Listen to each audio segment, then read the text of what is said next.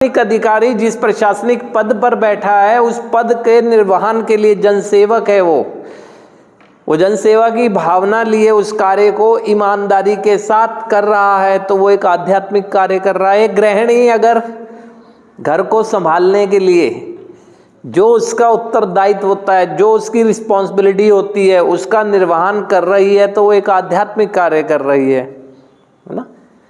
ऐसे ही हम आज के दिन हम सबकी जिम्मेदारी जो सौंपी गई है परिवार द्वारा और जो हमने खुद चुनी है कि हम अपना सुधार करेंगे, अगर सुधार की जिम्मेदारी को हम ईमानदारी से निभा रहे हैं तो हम एक आध्यात्मिक कार्य कर रहे हैं। निभा इसलिए रहे हैं क्योंकि हम जागृत हो चुके हैं, हमें मालूम हो गया है कि हमें सुधार की ज़रूरत है और मालूम हमें पास्ट में किए गए अपने नकारात्मक दिशा में कर्मों के परिणाम को देखकर एक अवेकनिंग हुई है। जाग गए ना आप, अब नहीं करना चाहते हैं तो आप एक सुधार की दिशा में चल रहे हैं। यहाँ पर जैसे आपको जो पहचान दी जाती है उसके पीछे उद्देश्य क्या है?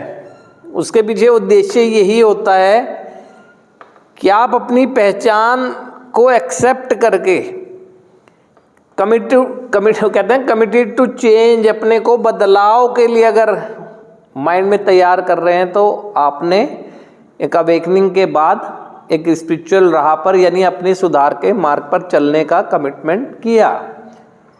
अब ग्रोथ ये है कि आप जिस सोच पे जीवन जीते थे अब तक, उस सोच के विपरीत डे बाय डे आप उसमें इम्प्रूवमेंट कर रहे हैं, है ना, डे बाय डे।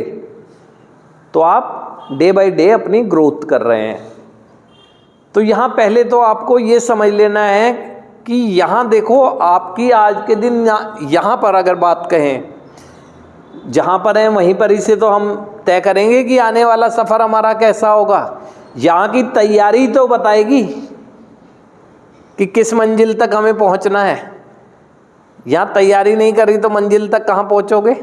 यहाँ आप पर ना तो ये कोई कह रहा है कि परिवार की जिम्मेदारी निभा, यहाँ बैठ के आज के दिन अगर बात करें पढ़ाई की जिम्मेदारी देख, है ना, अपने कार्य क्षेत्र में समाज के बारे में सोच, इसके बारे में देख, उसके बाद कुछ भी चीज़ें नहीं कह रहे। आपको कह रहे हैं कि अपना सुधार करो।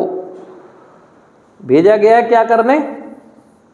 आपका मोटिव क्या है यहाँ आने का? सुधार। सुधार में क्या क्या आना चाहिए कि मुझे किस चीज़ की सुधार की ज़रूरत है।